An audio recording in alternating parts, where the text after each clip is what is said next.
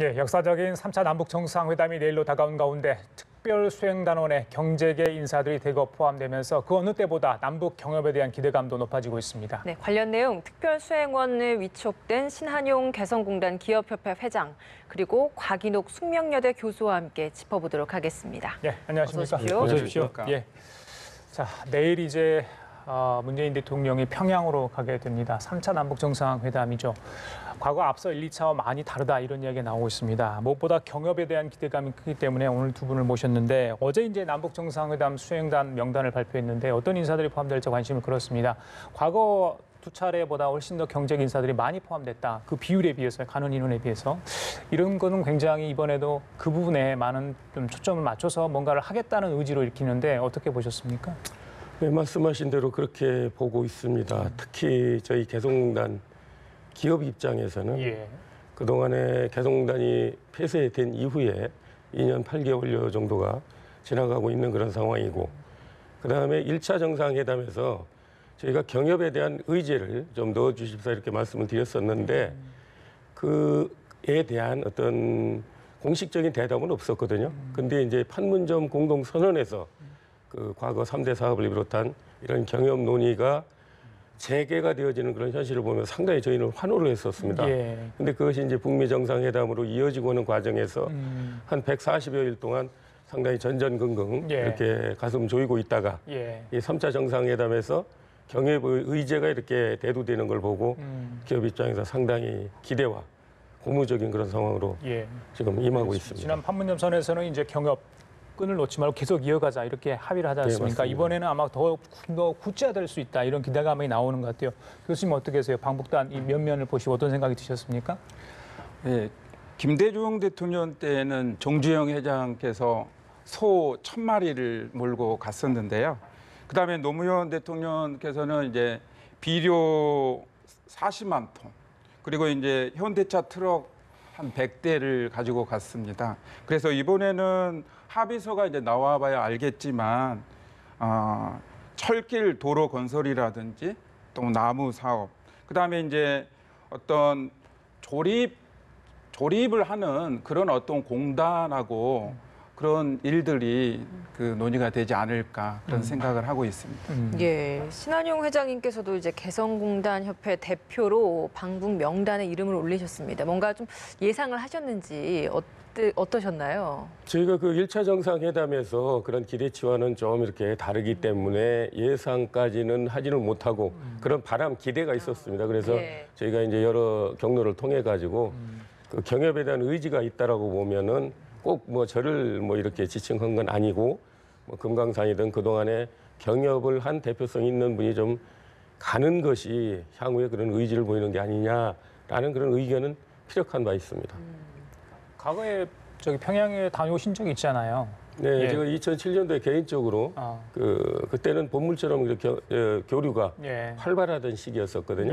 그때 다녀온 경험이 있습니다. 네, 이번에 조금 기대감 또 설레임도 있으실 것 같아요. 뭐 상당히 크겠죠. 그때는 개인적인 입장으로 갔었고 지금은 그야말로 이런 개성공단이나 경협의 어떤 대표성을 띠고 가기 때문에 상당히 기대도 되고 어깨도 무겁고 해야 될 과제도 많다라고 생각을 합니다. 그래요. 네, 재계 인사가 17명이 포함이 됐는데 그중에 아무래도 가장 눈에 띄는 인사라고 한다면 이재용 삼성전자 부회장의 방북일 겁니다. 삼성가로서도 사실 처음 방북이 되는 것이고 그리고 지금 상황을 고려했을 때 뭐 여러 가지 좀 비판의 의식도 있는데 이재용 부회장의 방북 좀 어떻게 보십니까? 굉장히 특별하게 보고 있습니다. 왜냐하면은 중국에서 그 삼성전자가 폐쇄하고 지금 이제 베트남으로 이전한 상태인데요. 베트남에서 어떤 잘 되고 있지만 물류 비용이 굉장히 높은 상황이에요. 그래서 만약에 이번에 가서 좋은 어떤 경제 협력을 맺게 된다면 신의주에 어떤 전자 제품 그런 공단을 건설하게 된다면 이렇게 중국이 소비자지 않습니까? 그래서 가까운 데서 그런 논의가 있지 않을까 그런 생각을 하고 있습니다. 4대 그룹 총수는 아니죠. 현대차 같은 경우는 이제 부회장이 가는 건데 정의선 수석 부회장이 미국 방문 때문에 일정이 어렵습니다. 일단 대기업 인사들이 가고 또 이제 그 경협했던 그룹들도 가잖아요. 뭐 현정훈 회장처럼. 자, 많은 분들이 일단 가거든요. 그렇다 보니까 어떤 사업에서 투자를 결정할 수 있는 그런 위치에 있는 분들이 가니까 굉장히 기대감이 높다. 이번에는 뭔가 나오지 않을까 이런 생각을 많이 하더라고요. 그분은 어떻게 보십니까? 그래서 지금 2박 3일 짧은 시간이기 때문에 어떤 구체적인 그런 결정은 나오지 않을 것 같고요. 큰 틀에서 어떤 나올 것 같고 그 이후에 이제 실무 처리는 우리 남북 공동 그 사무소가 개설됐기 때문에 그렇죠. 거기에서 이루어질 것 같은데요.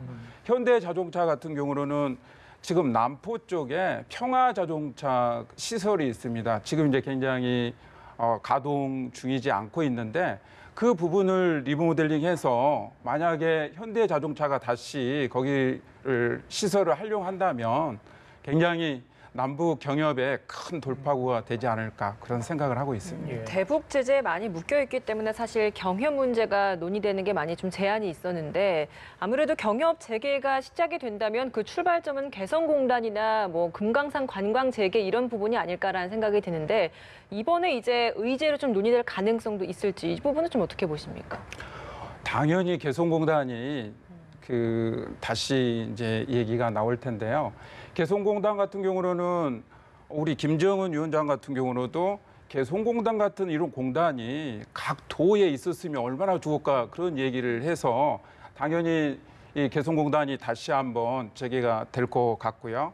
특별히 또 동해안 쪽에 금강산이라는 게 금강산뿐만 아니라 동해안의 그 온산 이쪽에 갈마반도부터 시작해서 굉장히 아름다운 자연 환경을 가지고 있기 때문에 관광에서도 새로운 어떤 돌파구가 나오지 않을까 그런 예상을 하고 있습니다. 예. 하여튼 이번에는 여러 방면의 논의가 좀 있을 것 같아요. 직접 가서 거기 경제 담당 뭐 부총리를 만난다고 하잖아요. 예. 그래서 그 성과 좀 있을 거 기대되는데 일단 무엇보다 관심이 개성공단 이제 가동 여부 아니겠습니까?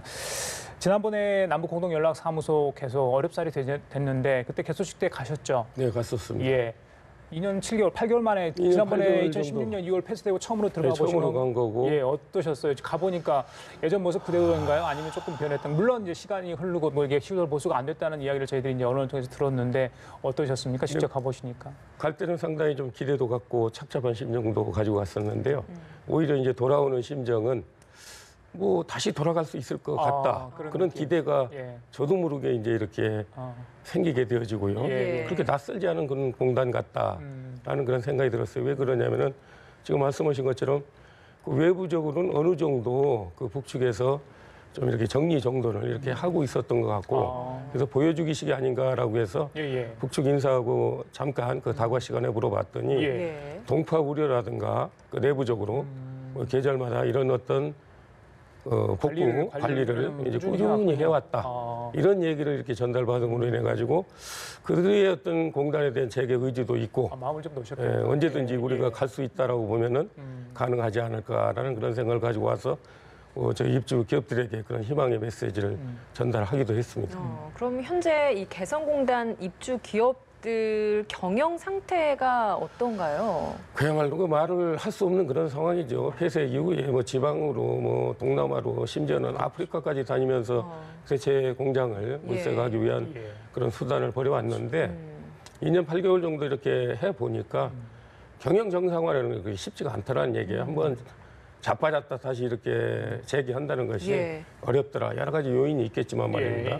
그러면서도 이제 우리 입주 기업들은 줄곧 현 정부에 대한 개성공단 재가동 정상화 이런 의지를 이제 믿고 있었기 때문에 좀 나름대로 시름은 이렇게 덜어지면서도 그게 장기적으로 이렇게 연장이 되고 하는 그런 가운데 상당히 좀 이렇게 피로감이 이렇게 가중되어졌는데 이번 3차 정상회담에서 그런 것들이 어느 정도 가시권으로 들어오지 않을까 이런 기대를 하고 있습니다. 남북 경협의 상징이죠. 옥동자를 낳았다 그런 이야기가 들었는데 지난번 뭐 그때 청년 냄비 나왔을 때 얼마나 많은 분들이 그렇죠. 좋아했었습니까? 통일 냄비라고 통일 그랬죠. 냄비 나와서 좋아했으니까 그런 기억도 있는데 글쎄요, 이번에 뭐 그런 재가동 예비가 논의될지 모르겠습니다. 입주 기업이 123개 정도였잖아요. 네, 맞습니다. 제 기억으로는 그러는데 이분들 최근에 봄인가요? 그 재가동이랄지 다시 한번 이렇게 기업을 하고 싶다는 의지 설문조사를 했다는데 100% 거의 한 95, 6% 이상 96% 분들이 그런 의사를 밝혔다고 그래요. 그만큼 의지가 강하다 이렇게 보면 되겠습니까? 그리고 무엇보다도 이제 거기에 남겨놓고 온 자산이 뭐 저희가 상당한 그런 그렇죠. 예. 금액이 있거든요. 뭐 정부가 뭐 나름의 어떤 지원 보상을 했다고 하지만 그거는 우리가 이제 손해 본 거에 턱없이 부족한 그런 상황이기 때문에 그것을 찾기 위해서라도 일차적으로 들어가야 되고 그리고 이제 기업이 이렇게 폐쇄가 된 후에 방치되어지다 보니까 기업인은 역시 기업가 정신으로 여태까지 이렇게 일구오지 않았나라는 그런 생각에서 예. 반드시 개성에 가서 다시 그 옥동자를 만들겠다는 그런 생각을 갖고 있습니다. 네, 이렇게 좀 사실 어찌 보면 위태로울 수 있는 개성공단에서도 다시 재가동하면 뭐 기업에 투자를 하겠다라는 의지가 굉장히 강하신 것 같은데 이렇다 보니까 이제 이번에 만약에 다시 재가동이 된다면 그때는 좀 어떤 좀 대책이 있어야 되지 않을까라는 그러니까 그 생각도 대책은 듭니다. 결국은 이제 정부 쪽에서 우리 정부만 아니라 이제 북쪽 양쪽이 아까 말씀하셨던 제도적 그런 어떤 장치를 마련해 줘야 된다는 겁니다. 예. 안전 장치를. 우리가 경협이 시작된 게 벌써 한 30여 년 된 그런 그 역사를 갖고 있거든요. 근데 정권 때마다 이게 부침이 굉장히 심했었거든요. 그래서 지금 판문점 선언 같은 경우도 지금 국회 비준을 받아야 된다라는 거예요. 그러니까 보수 정권이 들어서면서 6.15라든가 14 이런 선언 자체가 다 백지화되어 가지고 이제 따로의 어떤 경협을 모색됐기 때문에 이런 현상이기 때문에 다시 쓰는 남북 경협은 그런 제도적인 보완, 그동안에 이렇게 미진했던 것들을 다 보완해서 그 국민적인 어떤 지지 이런 걸 갖고 다시 시작해야 된다고 생각을 하고 있습니다. 예, 안정적으로 공장을 돌리고 싶으신 것 같아요, 교수님. 예, 그게 좀 제도적으로 말씀하신 것처럼 될 수 있을까요? 어떻게 보십니까? 중국과 대만이 경제 협력을 할 때 차이완이라고요. 그래서 눈부신 지금의 그 중국의 경제 발전을 이루게 되었는데요. 거기에서의 핵심적인 포인트가 선경제 후 정치입니다. 그래서 아까 말씀하신 것처럼 저희가 여야가 합동으로 사인한, 조인한 그런 어떤 국회의 비준을 통해서 정치가 바뀌든 안 바뀌든 이 개성공단이 잘 굴러갈 수 있도록 그런 어떤 제도적인 마련이 꼭 필요하다고 생각합니다. 우리 그 국회뿐만 아니라 북해의 그 최고인민위원회가 있거든요. 양측에서 이제 같이 그런 비준 정도의 절차를 거쳐야 어느 쪽이든 이제 이런 어떤 그 공단의 폐쇄 이런 걸 막을 수 있다. 이렇게 장치를 마련해야 된다고 생각을 합니다. 그래요, 알겠습니다. 개성공단이나 금강산 관광 이외에도 이번에 좀 다시 경협 논의가 있을 부분이 있다라면 좀 어떤 게 있을까요? 그래서 저희가 이제 신경제 지도에서 H자라고 하잖아요. 그래서 일단은 신의주 쪽으로 철도라든지 도로가 이렇게 건설될 수가 있고요. 그다음에 동해안 쪽에 사실 북한에는 전력이 굉장히 부족합니다. 예. 첫 번째도 전력이요, 두 번째도 전력, 세 번째도 전력인데 만약에 러시아에서 이렇게 가스를 우리 속초까지 가지고 온다고 한다면 그 땅을 이렇게 제공한 북한에게 청진이라든지 그다음에 함흥, 온산에 LNG 어떤 대규모 발전소를 통해서 북한에 전력을 공급할 수가 있고 이 전력이 있어야지만이 저희가 이런 경제 협력을 통해서 함께 경협을 가능할 수가 있습니다. 그다음에 이제 우리 그 비무장지대에 우리 지금 개성공단이 있지만 동해안 쪽에 또 서해안 쪽에 이 세 개, 네 개들의 공단들을 조성해서 남북 간에 정말 윈윈 가능한 그런 어떤 경제 협력을 해야 된다고 생각이 됩니다. 예, 그리고 지난번에 문 대통령이 8.15 경축사에서 얘기했던 접경 지역 강원 경기의 경제 특구 아닙니까? 통일 경제 특구 설치 이 부분도 사실 좀 논의됐으면 좋겠다 하는 게 많은 분들이 원하고 있더라고요. 이게 좀 가능성이 있다고 보십니까? 그렇죠. 지금 이제 북한은 사실 많은 공장들이 그냥 가도 일을 할 수 없는 그러니까는 실업률이 지금 실제적으로는 없지만 이렇게 파고 들어가 보면 이 일을 안 하는 사람이 너무 많아요. 그래서 실제적인 실업률은 높은 상태거든요. 그런 어떤 인력들, 고급 인력들을 우리 파주라든지 이쪽으로 이렇게 오게 해서 대규모 어떤 그 건설이라든지 IT 부분이라든지 소프트웨어 그런 산업들을 예. 육성을 할 수가 있습니다. 뭐 앞서서 제가 개성공단이나 금강산 관광 재개와 관련해서 논의가 있을까요?라고 했고 거기에 이제 당연히 있어야죠라고 이야기를 하셨습니다만 사실 지금 유엔 안보리 대북 제재도 그렇고 여러 가지 제재들이 많이 남아 있는 상황이기 때문에 뭐 그룹 총수들이 방북을 한다고 했다고 해도 현실적인 한계가 있는 게 사실인 것 같거든요. 이 부분 좀 어떻게 보십니까? 그래서 이번에 이제 대통령께서도 3차 정상회담을 하는 그 경로를 동선을 철도로 이제 가고 싶었다는 그런 이제 후문이 좀 있지 않습니까? 예. 근데 그걸 이제 개보수를 좀 해야 되는데 개보수가 결국은 돈 들어가는 거기 때문에 유엔사에서 반대를 해가지고 결국은 이제 비행기로 이제 갈 수밖에 없었다 그런 아쉬움이 있는데 뭐 하여튼 대기업이든 개성공단이든 모든 경협 자체는 이 안보리 제재의 틀을 어느 정도 벗어난다라는 전제하에 이게 되어지는 거기 때문에 상당히 좀 어려움이 없잖아 있는데 이번에 문재인 정부의 3차 정상회담은 나름의 그런 어떤 구도는